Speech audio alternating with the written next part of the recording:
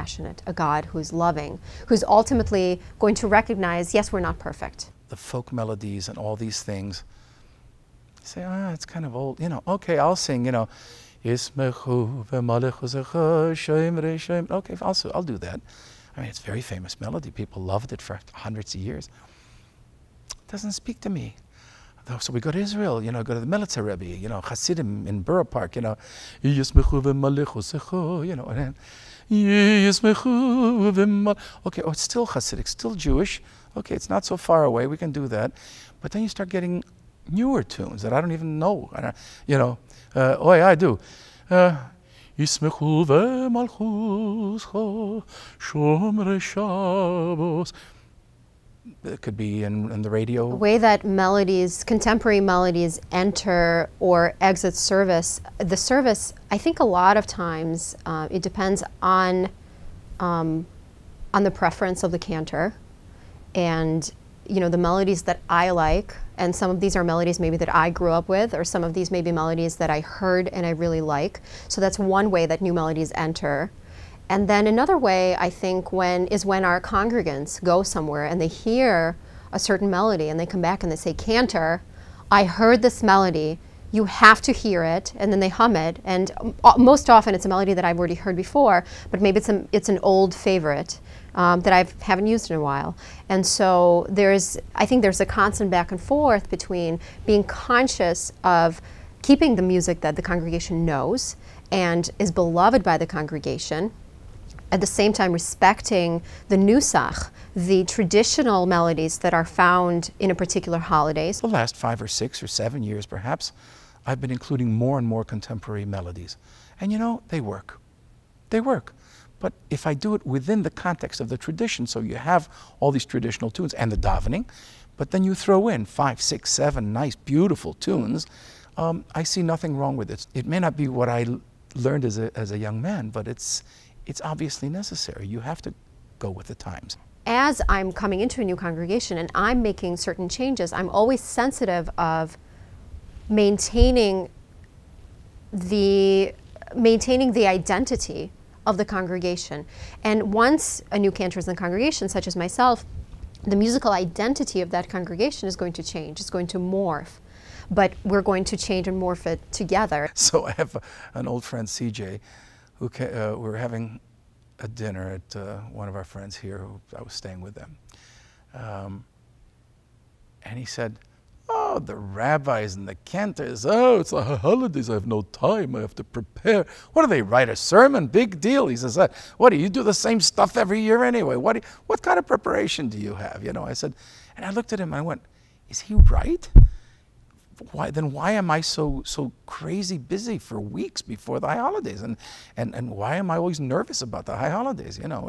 Cantors don't just sing, we teach, we do all sorts of things in a place. We're a repository of a tradition. There are different ways of handling sections of the liturgy. And I prepare those. Then I go we have 7 or 8 rehearsals with a professional choir, and so I prepare by preparing my body, by preparing my voice. I prepare by preparing my books. I also put out 22 pages of what happens on every page and who does what. And everybody gets that in the rabbinical world here.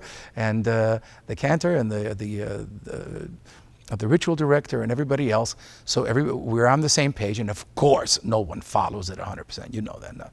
They're always improvised, but that's fine. I expect that. On the high holidays, there's not a seat left open. You have all your congregation there, and they're expecting some sort of spectacle, and I try to make it a liturgical spectacle they didn't expect, but it's a give and take. It's a living, breathing body, this davening, which means praying in a traditional manner, is not me just performing words. It's me performing words that affect their spirituality, the mood, the whole physical feeling of a person sitting in a seat for 3 hours, 4 hours, 5 hours. The preparation for the high holidays, for me, really begins with the beginning of the month of Elul, on the spiritual level. As far as the logistical preparation, that began a long time ago. That begins in June. Basically, as soon as the year is over and religious school has had its last day, maybe there's a week or two off, and the logistical preparations for the high holidays really begin in earnest with choir rehearsals and the making of the cue sheets and looking over the prayer book and trying to figure out what is the message, the spiritual message that we want our congregants to walk away with this year. The spiritual preparation gleans from the wisdom of our calendar. The month of Elul, which we're currently in right now, is a month of reflection. We're supposed to spend the entire month of Elul reflecting on the year that is ending and getting ready for really the spiritual marathon that Rosh Hashanah and then Yom Kippur are. You know, certainly blowing the shofar is another way. The sound of the shofar stirs us, and the Rosh Chodesh celebration ended with the blast of the shofar, but is also something that I enjoy hearing throughout the month of Elul. If I have the opportunity to blow the shofar or to hear the shofar blown, then that's part of my preparation. Ready? 1, 3, 4. Hayom harat olam. Hayom yamid b'mishpat. Beautiful. Kol Yetzurei Olamim. Can you do this without a breath? Kol Yetzurei Olamim. Yetzurei Olamim. Yeah, baby. Im Kvanim. Im Ka. No, it doesn't end. Kavadim. And then they take over. Okay. I remember when I first met your grandparents, and they said, "Oh, you have to hear our granddaughter." I said, "Oh God, here's another granddaughter, you know. Here we go again." But that's okay, because every once in a while you find a, pearl. And it took a long time before you came. I mean, you were 6 or something, 7, I don't remember. 4. 4? 4.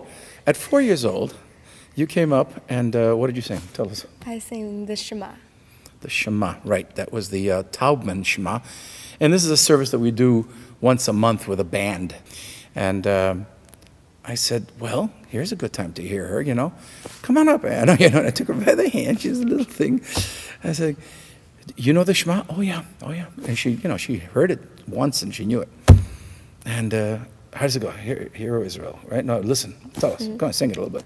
Listen, Israel, Adonai,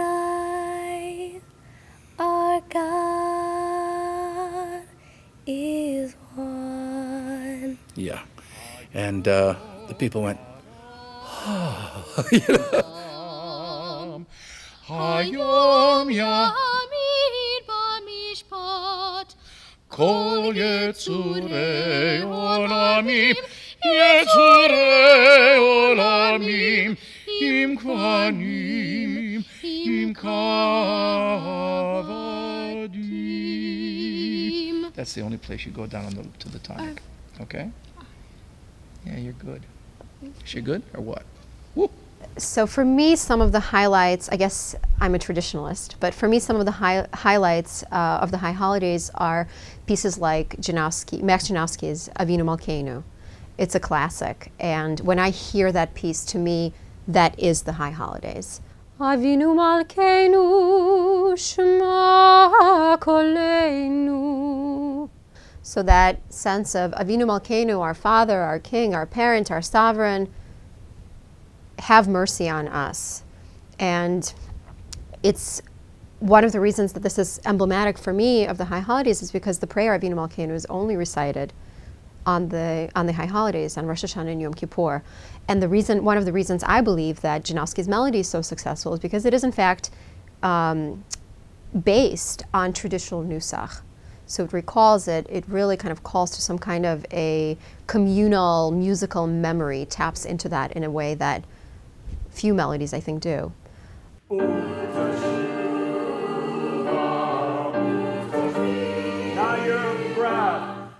At Congregation Solel, the choir plays a very important role, and most of the singers are actually members of the congregation.